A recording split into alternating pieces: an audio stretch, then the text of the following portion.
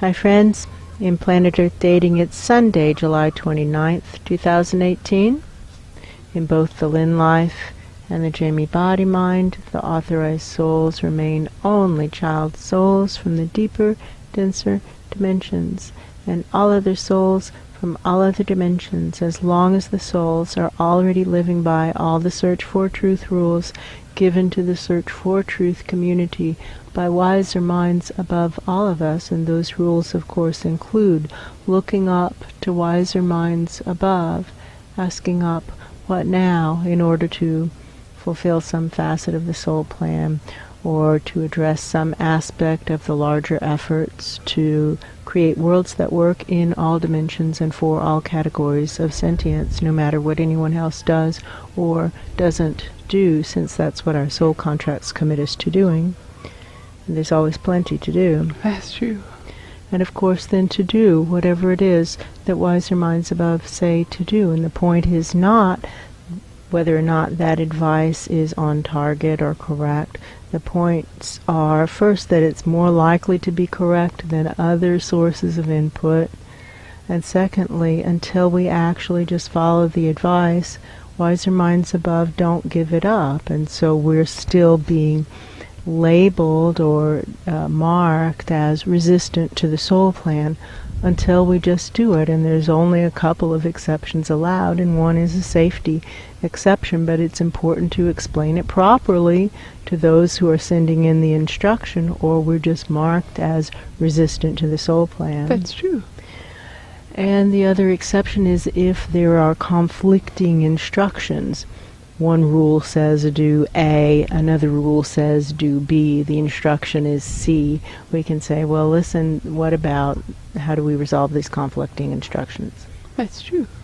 And then to take our best guess at who is the highest ranking voice in the room upstairs at the time, what voice to listen to is crucial.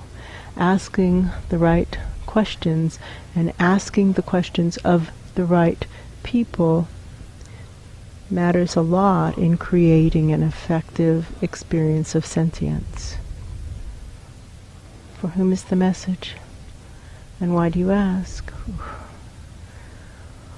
There is a lizard caught in the netting, hanging true. upside down. So when we go to take out this setting, we have to untangle that poor lizard, because that's not good. And it is our netting that is creating that situation. It's true. And complete turns. Which way is forward? And complete turns. Somebody's talking and they're saying, friends. And it's the tone of friends, Romans, countrymen. That's true. Lend me your ears. And the point being that this is applicable to everybody, and that right now there are extremely strong currents into the past. And so everybody in many, many, many, many dimensions is flipped around on their life paths looking backward. This does not lead to effective living. No, that's true. It's like standing in the doorway between two rooms, looking into the wrong room and wondering what it is we're supposed to do. That's true. Until we turn around and look at the other room, we don't even see what it is that we're supposed to do. And the point is that the currents themselves are running backwards, and so it's almost a continual effort to turn around to face forward again and again and again and again during this period of time when the currents are running this rapidly. But he's asking, how long is it going to last? And they're kind of holding on to something like a dock or That's true. a mast of a sailboat or something. How long is it going to last? We don't know. We don't know, I'm sorry. That's true. In the past, currents of this substance haven't lasted more than a day or 2 or 3 or 4. Not longer than a week. That's true. Why do you ask? They're saying how impossible it is, and somebody else says it's not as bad as being in labor, and you can think of it as lasting as long as labor does, which is an indeterminate length. I hear her. Upward flow. What now? What now? What now? What now in order for us, the collectives, to remember to breathe again and again and again? There's so many presences who are on oxygen or various components of that. They think they're having heart attacks, they can't catch their breath, they're out of breath, they have shortness of breath, so many ways of saying the same thing. And if we actually dissect what's going on, they aren't taking responsibility for breathing. And how are we exactly like this? All aspects of self want to pretend that it's someone else's job to remember to breathe. That's true. Surely our cells should just remember that. But when we drop down into the cellular levels and look at what they're dealing with, their situations are much more difficult than our situations are here, and they're not having a chance to remember to breathe, and they're assuming that their own cells will remember to breathe, which to us might be atomic. That's true. And when we drop down into the atomic levels, we see that law and order has pretty much broken down, and the only order is that of kind of like roving teenage gangs. That's true. And so it's ridiculous for us to expect that those presences will remember to breathe when we're not. That's true.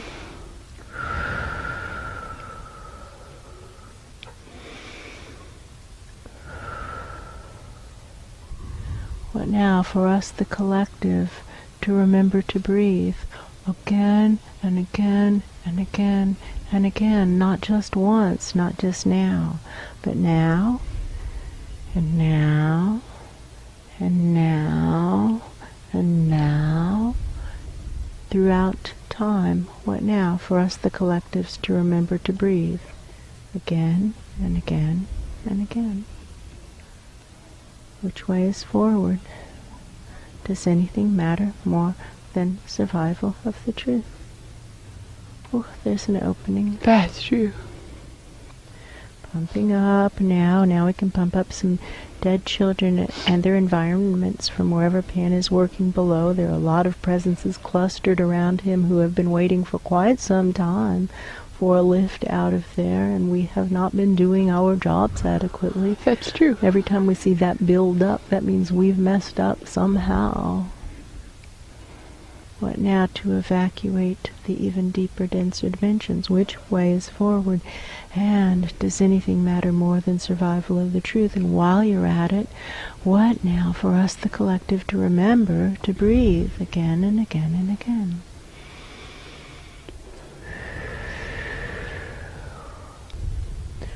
What does one do when we have assignments that require us to be in two different places at the same time?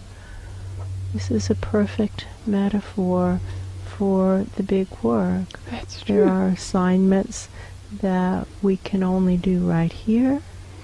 There are other assignments that right now require us to be over there. What now in order to accomplish the big work? Which of these items is a priority? Are you able to prioritize the work for us, please? Those who are providing input from above, we ask that you please discuss amongst yourselves what the priorities are to be. And if you speak as a collective, give us the instruction, and to the best of our abilities we will carry out the instruction. If you speak as one voice, if you speak individually, then we're going to have to apply some kind of discernment as to which voice to listen to. There's no way to carry out conflicting instructions that require us to be in different places. We could also swish energetically, all of us, to our right places and correct the error of being in the wrong place, looking in the wrong room, asking the wrong question, asking the wrong presences.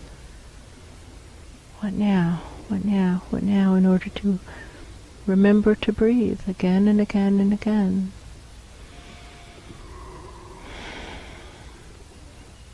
We have presences who are supposed to work together, and they aren't working together. That's true. And that lack of working together is creating a problem for the overall effort. For whom is this message, and why do you ask? Why do you ask? I don't hear anything. No, it's quiet. They're not acknowledging that it's conflicting. That's true. Some others are. Some of them are acknowledging and others are not acknowledging. Oh, that's true. Which way is forward? Let's turn back around. Look how it happens within, I'd say, a minute. That's true. We rotate backward. The current is really strong. What does one do? I think it's important to set the sight when we rotate forward, see what it is we're supposed to be doing a little bit down the road and head for that. Just really head for that. While live streaming up, this is what I'm doing, what now, what now, what now. Somebody else is pointing out that those upstairs are also subject to the same astral currents or similar astral currents. That's true. They also are being pulled backward on their life paths, and therefore it's hard for them to give clear instructions, and we acknowledge that. That's true. But again, we're not saying that their advice is perfect. The point is that their advice is better than other advice. What now? What now? What now? In order to remember to breathe. Again and again and again. For all of us in all dimensions. To remember to breathe again and again and again.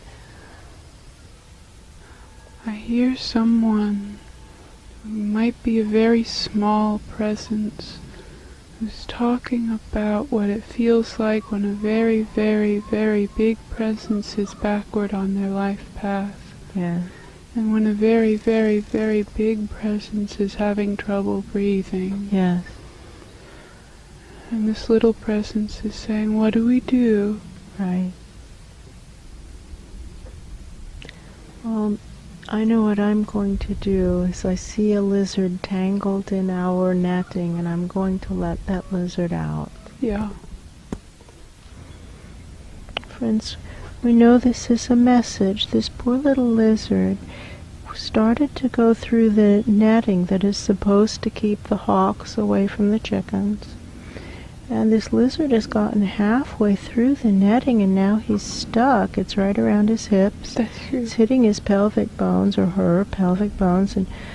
But how in the world are we going to be able to free him? We can leave a little tutu. We could cut around it and leave a little tutu, which is better than nothing. That we can do. But this is a trouble. Like, how are we going to make this right? Having a tutu doesn't make it right. That's true. This poor little guy or lady, she's very upset. That's true. And Really, she didn't see really this freaked coming. out. She had no idea, or he had no idea that this was going to happen. It seemed like a good idea at the time.